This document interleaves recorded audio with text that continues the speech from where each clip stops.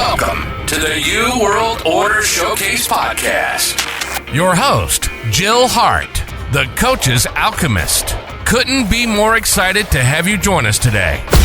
On this podcast, we celebrate the champions of change, the up-and-coming life, health and transformational coaches who are fearlessly stepping forward to make a difference in the world. Get ready for inspiring stories, practical tips, and powerful moments that will motivate you to make a positive change in your life and those around you. We're happy to have you join us on this incredible journey as we dive into the world of life, health, and transformational coaches who are lighting up the path towards a better tomorrow.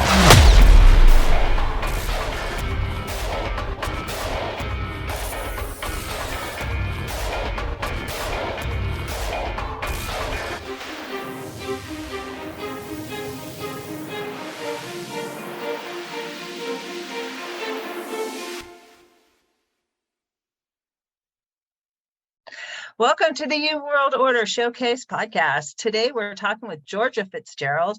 Georgia helps maxed out female entrepreneurs scale, and she does that by helping you build a team. It's really tough when you're just a solopreneur out there. We women just think we can do it all, and then bam, we're hit with, oh my cow, I wish I'd gotten help or figured out how to get help earlier. So Georgia's here to share with us the secret ins and outs of how to do that, navigate it successfully. Oh, what a great introduction, and thanks so much for having me here. It's my favorite topic, so I'm keen to dive in. Well, how did you get started? And tell us your story, and then, like I said, we really want to know these tips about how to know when we need to be looking around. Amazing. Yes. Yeah, exactly. Because as you said, so many female entrepreneurs, and I don't just work with female entrepreneurs, but predominantly. And I think we're pretty used to trying to do it all. So when we start our businesses, we've had to do it all in every other area, perhaps. So we continue with that when we start our business. But to go back to your earlier question of how I got into this, I've had quite a sort of roundabout career. I've done all sorts of different amazing things and have definitely been living life to the full. But I most recently was working probably 10 years ago, maybe 12 years ago, I started my career in kind of recruitment and headhunting in London. And I was working with lots of different business owners, whether they were startups or huge firms that you will have heard of, to help them hire in talent for their teams, restructure their teams, and find different ways of doing things and utilizing amazing people. So I got really into kind of making that match between what a business owner needs and the talent that's available in the market. And then I sort of fell into coaching, working with an incredible woman, helping her with her business, and realized that I just loved getting involved with people's businesses and helping them to build it, but also to enjoy their life alongside it, because I felt so often people were getting so swept up in what they were trying to do in their business and trying to do it all on their own that they were missing out on everything else that life has to offer. So I'm a big believer in, when I say trying to do it all, I mean the fun stuff as well as the business stuff. And I think to do that, it's great to bring in other expertise, other people to support you, people with new ideas and fresh energy and different ways of problem solving to you. It does nothing but better your business, in my opinion. I'm with you. And what do you think the difference is between hiring a team and hiring VAs? So for every business, there is an ideal first hire. And it's different for every business. And I think that often people think, okay, so the first step is to hire a VA because that's what everybody else has done. But actually, what I would encourage people to do is look at their own business and think, where's the bottleneck in my business? Where am I short on expertise or manpower? And often when you are in those initial stages of starting up a business, the place where you've got the bottleneck is probably bringing business in, like finding new clients, converting those new people in your world into actual clients, rather than all the admin that goes with taking on all of those clients. So perhaps actually your first hire is more around the front end of your business and trying to bring new business in. And then once that's up and running and you're consistently starting to bring in some revenue, then you can start thinking about, okay, great. So this is happening now. Where else do I need support in the team? That could be a VA, it could be an OBM. And again, even hiring a VA is like a minefield in terms of the different types of VAs there are out there, all amazing, all with brilliant skills, all with different specialties.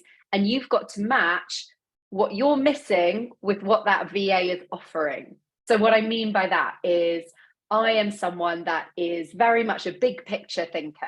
I love new ideas. I love the energy of strategy, but I don't want to get into the really, really fine detail of a to-do list. It bores me to tears. I'll miss things. So for me, there's no point hiring a VA with a similar outlook to me, someone else that loves the big pictures and gets really excited by the initial ideas, but doesn't want to finesse the tiny little details. I need someone that absolutely loves a to-do list and wants to tick every single tiny task off there. And once they've done that, at the end of the day, they're like, that was the best day I've ever had. I've ticked everything off this list. Whereas for me, that would be. You're laughing because it's just like, oh, I so feel you, girl. I make lists and then I turn the page and make a new list because I am ticking stuff off my list. It's just like, oh, but there's things. I'm totally a big picture person too, and getting into the minutia. It's just like it's painful. Exactly. So yeah, it is painful. So if you are spending time in the minutia, okay, so thinking about the VA conundrum, if you are in the early stages of your business, but you do have some good cash behind you, so you've got some money to invest in team, which is a great position to be in. So if you do, and you hate the minutia, and you are trying to build out funnels and put in email sequences and everything like that, then I would say, yes, great. Let's invest in some support. Because if you are doing those real energy draining tasks, that's going to take away from the stuff that you're really good at, delivering to clients, the big picture, the stuff that requires your energy. So for every person, it's different. You've got to think about actually, where am I in terms of cash flow in the business? Do I have money to invest in team?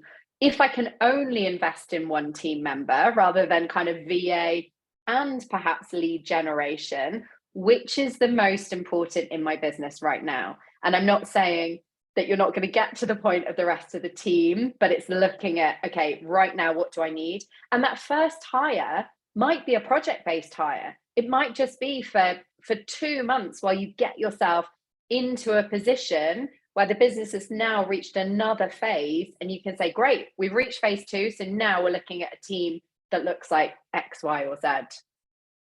So it's really got to be specific to each business owner. And the other thing that I would encourage you to do, honestly, I could talk about this for hours, but the other thing I would do is not only look at your business bottleneck. So when I'm talking about the 4 stages of the business, I'm thinking about new leads coming in. So these are people that are new to your world and they're starting to discover what you're all about. Then we've got the conversion stage. So that's when you're taking these new leads and you're selling to them and they are now becoming a client. Then we've got the delivery phase. So that's all for me, it's the coaching and the work that I do with my clients. If you're a consultant or a service-based business, this will be a huge chunk of your time in terms of the delivery. And then we've got the kind of cleanup. So this is around making sure the invoices are paid, everything's prepped for the taxes, our accounts are done, we're getting referrals from clients that we've served successfully, we're getting reviews, all the things that's going to lead us back to kind of generating new leads within the business. So those are your kind of 4 phases, and everyone will have a bottleneck in one of those. So it's working out, actually, where am I lacking? So once your business has started to get really busy, and this is something that we've briefly touched on, you might get to the phase where actually delivery is becoming the bottleneck, because there's only one of you. And if you are someone that is constantly saying, I am the business, people come to me because they want to work with me, you're quickly going to become the bottleneck in your business, because there's only so many hours that you can serve clients.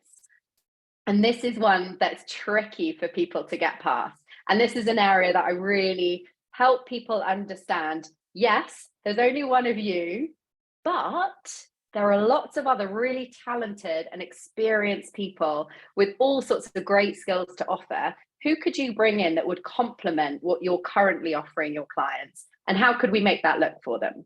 So we're kind of looking at that full scale. And the other thing I would look at then is the different revenue streams within your business. So for many coaches that are probably listening to this, you might have different offerings for your clients. And some of those offerings are going to bring you considerably more money than other offerings. Now, if you're spending a lot of your time in the offerings that are not bringing you that much money, because you just can't move past all the little things that you need to get done in there, we've got to look at, okay, energy going in versus output, revenue coming out, because unfortunately it is money that's going to make your business keep going, and be able to serve all those clients. So then you need to get a bit critical about, okay, where am I putting all the energy in? Where do I maybe need some extra help to serve these really profitable clients that I have within my business if there's not enough going on? Yeah, there's several things that you can do to bump your business up to the next level when it comes to scaling around you as the coach, the brand, and trying to stay in alignment with your values and principles, wanting to deliver the absolute best results for your clients. But then there's the matter of trading time for money. And when you're a one-on-one coach, that's always going to be your bottleneck. You have to find strategies that still align with your values and who you fundamentally are, but ways that you can help more people. Because it's really, when it comes down to it, it's all about helping other people solve this problem that you solve so magnificently that more and more people want to work with you. Yeah, absolutely. And I think so many coaches are really on a mission, in terms they've got a mission of the people that they want to help and how they want to help them. So for those coaches, you need to find a way to make that work for more people, so you can look after more people and help more people succeed in the way that you want them to. And often as coaches or consultants, we'll have one area that we're really absolute geniuses at, that zone of genius. You are the expert. This is the thing that you do really, really well. And that's the thing that you need to prioritize. Everything else could be somebody else. And I would almost encourage you to get into this mantra of, does this task have to be me? Does this particular part of the business have to be me? Because the chances are there's somebody else that could do it better, or that could do it so that you could retain that energy and that space that you need to focus on what you're really good at, where you can really help clients get those results. Because at the end of the day, that's really what we want to do. We want to see our clients get the best results, and serve more and more of them, and keep that chain going on and on and on. So yeah, really thinking about where's my zone of genius and how can I prioritize that and give everything else away if I need to. And how do you know when it's time to start looking for help? Because sometimes when we start, you're going along and you can do everything and you still have time for a life. And then it quickly moves from that to, OMG, I am so overwhelmed. I have no idea how I'm going to get all of this done and still, get at least 6 hours of sleep at night, let alone, time with the family. Because absolutely, it happens fast. It does. It happens really fast. And I think anyone you speak to that talks about, that moment when their business took off, it was like months and months, sometimes years of hard work for people. And then just suddenly something took, and that was it. We're off. But I would say all that way through, as you're building that business, you're starting to notice, or trying to start to notice, areas where you've maybe got resistance around doing certain parts of the role. Most of us, when we started our business, we did start as a one-man band because you don't have that money, and you sort of want to understand all parts of the business perhaps before you give them away. But you'll start to find there's certain things that you procrastinate on that you don't really want to get around to doing, certain things that start to drain your energy. And I would say, even from an early stage in your business, start to audit this, like once a month. What did I have to do this month that really dragged me down and actually made me unenthusiastic about my job? What were the things that I thought I loved to do, but actually afterwards leave me feeling a bit flat and like I need to go and have a lie down or something? What are those areas of the business that, although you might be really good at them, are actually really draining your energy? So starting to think about that, starting to think about where your skill set is. Just because you are doing it all doesn't mean that you're necessarily brilliant at it. Initially, you started your business because there was one thing you were really good at, and that's what you wanted to continue doing. But you've ended up taking on marketing and sales and accounting and all the admin side and everything else that goes with it. So which of those things do you want to drop, really? I'll give you an example. Like, I knew from quite early on that my writing is like, my content creation was not brilliant in terms of creating a hook that people would really buy into. It wasn't my area of expertise as well. So I knew as soon as I got to a point where I could afford it, that is where I was going to bring in the help. That was the focus for me that I knew I was going to need.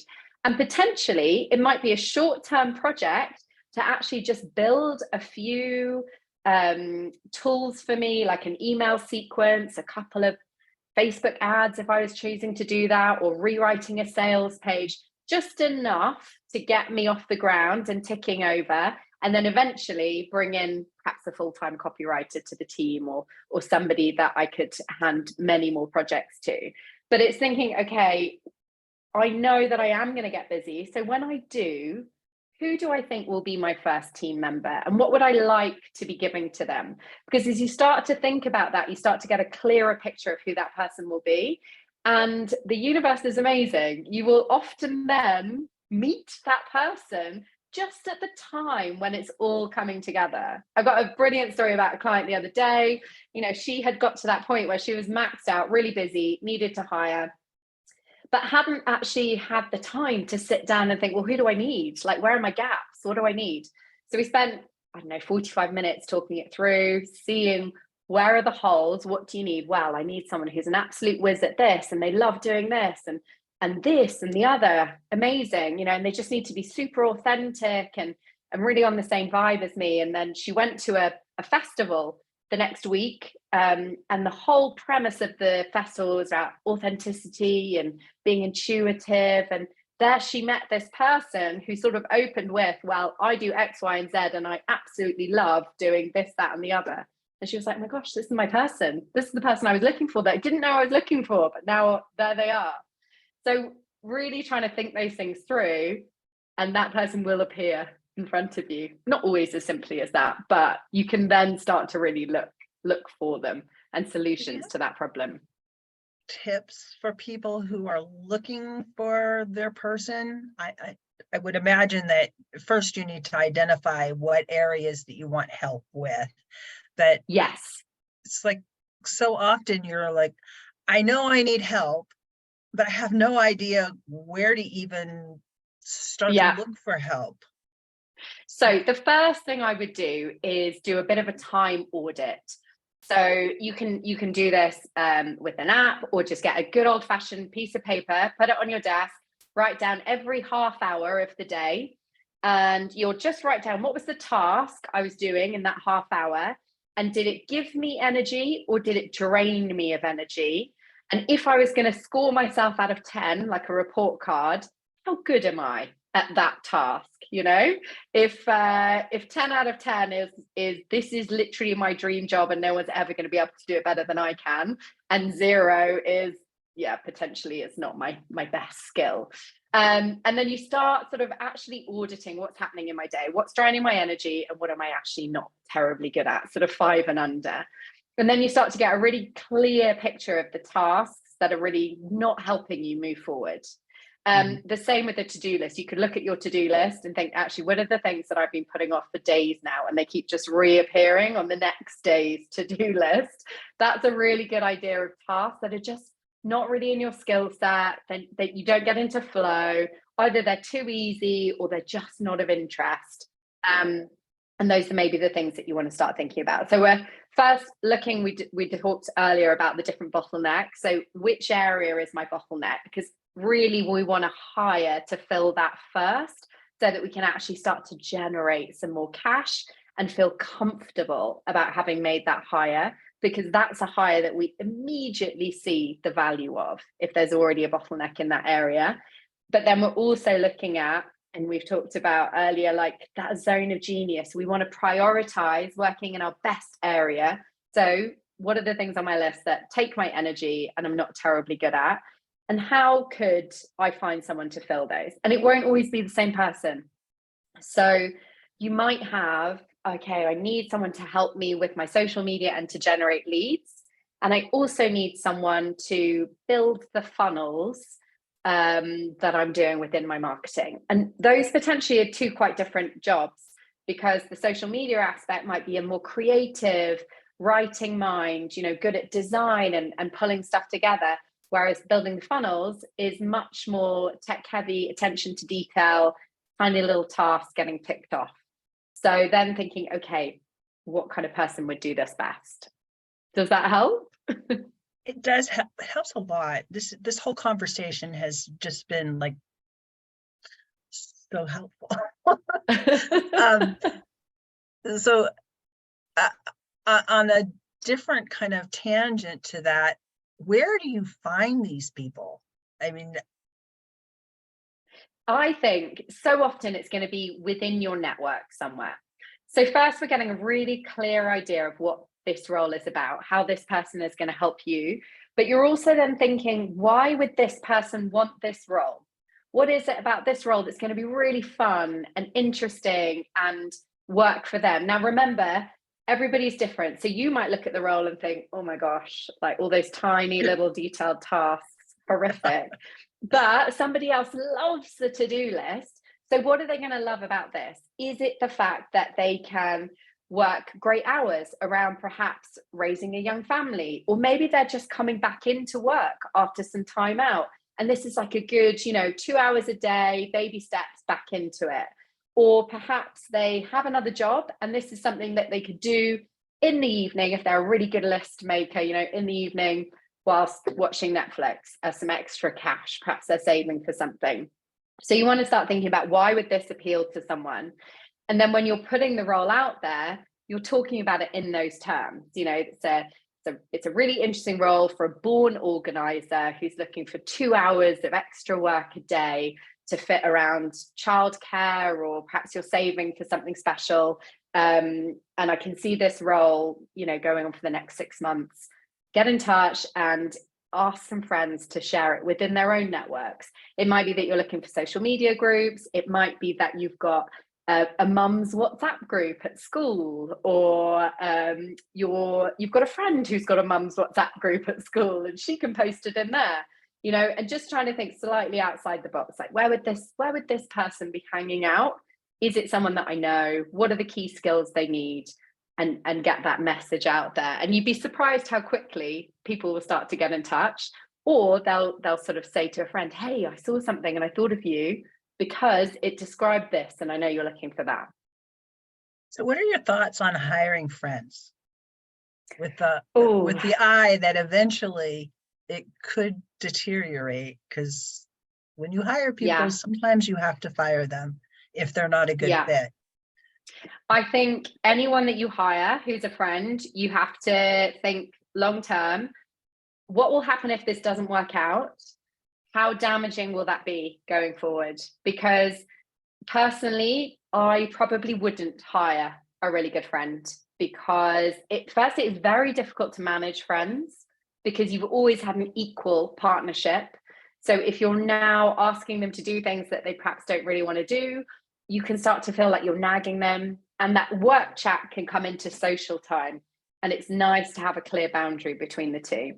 Now, there's different types of friends. We have, I would say, really good friends you probably don't want to hire, because it could be too damaging on the friendship later on. And you really have to think about what happens if this really goes wrong. Like, how is that going to divide all the social groups, not just you and that friend? It could really impact lots of people within your group. But then we also have friends that are friends, but I would say more acquaintances.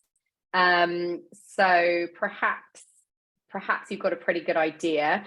If they are a friend who's an acquaintance, I would get them to do some kind of personality test and to match that against yours, to see actually how are we going to work together. Is this someone who has really strong ideas and doesn't like to be told what to do? Like, how can we make that fit together? There's all sorts of different ways you can do that. There are like free DISC assessments. You could maybe go through human design, which people love, whatever your modality is, there are ways to work out if you're a match. But generally, I would Enneagram say and Myers-Briggs things are really helpful in terms of in the online for free. Yeah, they give you a really good idea. And somebody might be saying they're one thing, and then the test comes back completely different. And then it doesn't mean that they're wrong, but it opens up that conversation. If I were to give you a task like this, how would you feel about it? And if that's all you were doing every day for 5 days, how would you feel about it? So you can really start to test the water and see not just what they're saying, but what they're not saying. What's their facial reaction? Do they sort of slightly cringe when you say, you're going to have to do this detail-oriented task all day, every day? Does their face light up with excitement, or do you see them or they're shying just away about from the you? money? Yeah. Yes, there are a lot of people out there that just need money, and they're willing to do anything that comes along, but they're not necessarily very good at it, and it doesn't light them up. It's not their purpose in life. And when you can offer somebody a job or a task to do that is just like in their zone of genius, it just is magic happens for the whole team. Absolutely. Yes. And it's so exciting to see, because they're enthused about doing it, and you feel happy. You don't dread handing over stuff. You're like happy to hand it over, because this person's like almost asking for more of those tasks. And not to say that doing something for the money is wrong if it is the right role for you. Everything's transactional. It's just that you're not helping somebody by giving them money to do a job that doesn't enhance their life, because ultimately it's about all of us living our best life, and there's somebody designed specifically to do that thing that you need them to do. And when you can find them and match them up, and you're just like, you're enhancing their life, not just because you're giving them an income, but you're allowing them to grow and blossom in an area that they're really excited about being in, which to me, that's so special. Absolutely. And I think the word that goes with that for me is around curiosity. So when you're thinking about bringing someone on, that's the main word I would use for you. Get curious about what makes them tick. Like, what do they enjoy doing? What do they love? What could they do all day and just lose track of time doing? And how does that fit with what you're offering? And then once that person's in that role, continue to be curious. Like, what are you enjoying? Like, what could you bring more of it to this role? Are there some secret talents that I don't know about that actually, now that you've seen how the business works, you think, do you know what, I could really add some value here? So keep that curiosity up in terms of, how can this be this person's dream job? How can I make it even better for them so you can bring even more ideas to the table and excel in it, and also make my life simpler and more exciting, and me feel confident to hand things over and not have to worry about them. And not to be afraid to give them raises, because keeping quality people and and compensating them for the additional value they're bringing to your company it's so much more valuable than having to go out and start over. The starting over part for most businesses is just it's expensive in terms of this drove me mad in recruitment. Like, you'd have all these firms re-recruiting. They had someone great in the role, but because they wouldn't give that person a pay rise, that person was leaving and going to a competitor, because every time you move jobs, you can get a bit more money. But the actual recruitment process of hiring a person exactly like the one that was in the role far outweighed the cost of giving them a rise, by far. Yeah. And the loss of knowledge, because people that are in a position for a long period of time, yes, I get it, everyone's replaceable, but really they're not. Everyone has something unique they bring to a position, and it's the thing they were gifted at. And while you can find somebody to do the tasks that are, remedial, you can't bring the passion and the ideas and the inspiration that individual brought, or the connections, because sometimes the connections that people have in a position add to the value of that person being there. Yeah, there is so much that you need to consider in terms of the value that members bring to your team, and your business, and the way you interact. And I would say, yes, reward them. Always be looking to reward them. And for every employee, that's going to look different. It's not always about financial. It could be more time off, more holiday, a bit more flexibility. It could be gifts. It could be just really remembering to say thanks every week for the good stuff that they've done. Highlighting that, giving praise, telling people they're doing a great job and you really appreciate them. All of these things really go a long way to keeping a really enthusiastic and fun team to work with, people that you admire and you're all championing each other. And it just means that the business can go from strength to strength. And I think if you can build that culture as the leader of the business and show appreciation to team members and reward team members within the team, they'll start doing that to each other as well. And it just builds such a great energy, and people enjoy their work and they want to be there, and they're all about then your mission as well. They're there right next to you, like, yes, let's make this happen. I'm 100% on board, 120% on board. I love that you use teams, building teams rather than hiring employees, because the whole cultural perception of a team is that you're all working towards one goal. Everybody on the team has a specific role that they play, and it's not better or worse than anyone else. For you as the business owner, you're going to compensate them at different levels because of different importance in their participation in the overall scheme of things. Just like a sports team, everybody on the team does not make the same amount of money, but they're all playing for the same goal, and they give it their all. And they're not like, oh gosh, that guy's making so much more than me. Yeah. I mean, classic examples in the NBA, with obviously like Michael Jordan, like most famous of all time. But actually, when he was first recruited, he wasn't doing brilliantly. And they realized that they needed to bring in a second to him to almost help get the shot set up for him. So I think they brought in, like, people are going to know much better than me, Scottie Pippen. I think he was the next person that came in. And the two of them working together is what made Michael Jordan far exceed where he was before. In fact, I think they maybe had to bring in a third person. So there was almost three working in that team that then made Michael Jordan the player that we all remember now. But it wasn't him alone. He needed two right-hand men to get him into that spot. It's never just one person. There is always a team behind you somewhere.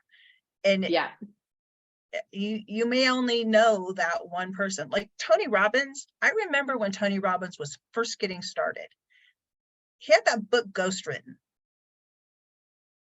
And that's how he started out. He hired somebody to help him, and then he hired other people to help him, and then he started doing seminars. I went to one of his seminars one time. It was one of his first seminars. I lived in San Diego and he lived in La Jolla. And when I say I knew him when he was Anthony Robbins, because that's how he called himself for years.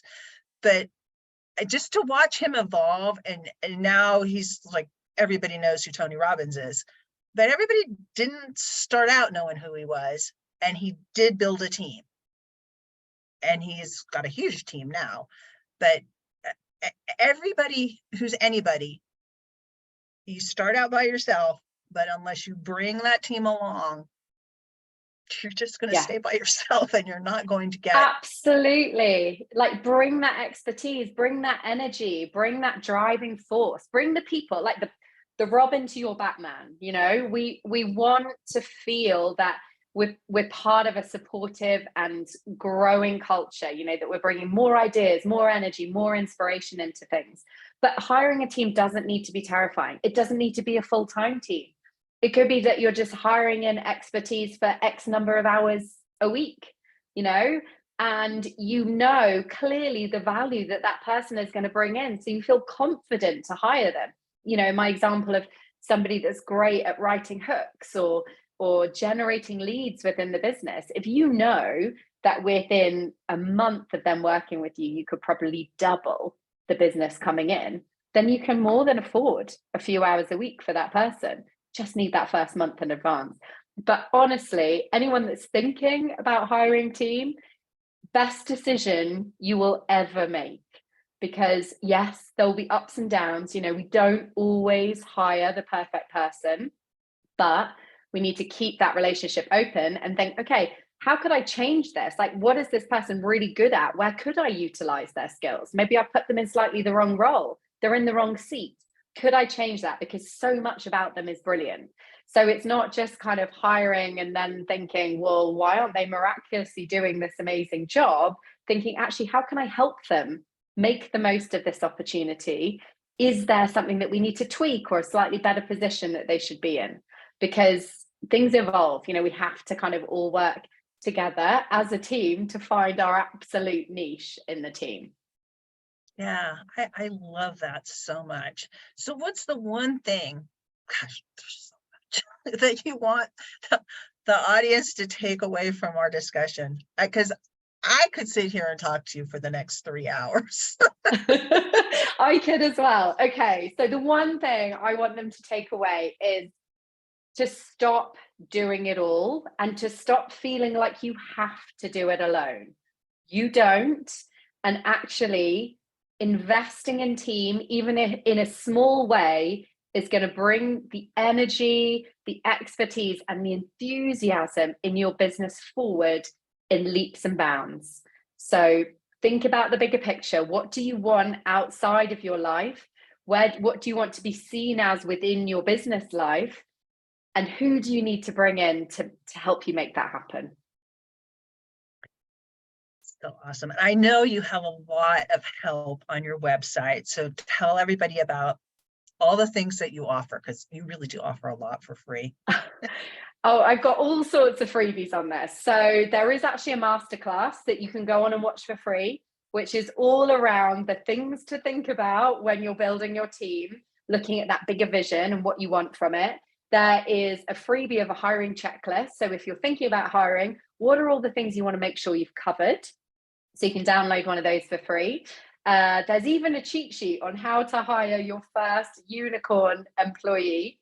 And I think there's millions of other little freebies on there as well. So yeah, go and check it out.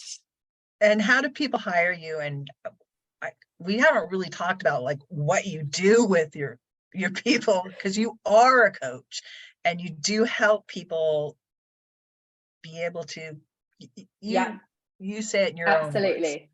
Well, so I can help people really zone in on exactly what it is they need, who they need, when they're going to need them, and how those roles are going to progress within the business as they grow. And that can start off as a really intensive half day. Let's look at everything you're doing, everything you're good at, you're not good at, what you want to get rid of, not get rid of, but share the load on, where you really want to be focusing your attention, how that looks, and how you can get comfortable on affording that. So that's really kind of a deep dive half day to kind of kick things off and really leave you feeling like you're on top of what you need to do next in terms of team. But I think whatever it is, drop me a DM or send me a message and we can chat about the best option if you're looking for help with team.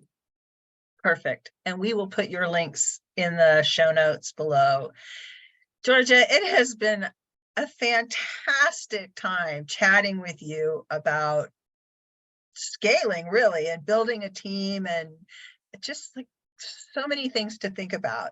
Thank you so much. Thank you. I've loved it.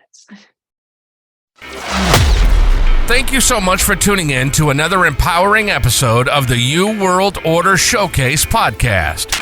We hope you've enjoyed hearing from our incredible life, health, and transformational coaches who are making a profound impact on the world. Remember, change begins with you, and you have the power to transform your life and the lives of others. If you want to take that next step and unlock your true potential, visit thecoachesalchemist.com, where you can find the 3 ways we can help you for free to spin your talent into gold with clarity, a system, and a plan. Don't forget to hit the subscribe button so you never miss an inspiring episode. And if you enjoyed today's show, we'd greatly appreciate it if you could leave us a review on your favorite podcast platform. Your feedback means the world to us and helps us reach more people with our positive message. Stay connected with us on social media for updates, behind-the-scenes content, and upcoming guest announcements. You can find us on Facebook at the You World Order or simply visit thecoachesalchemist.com.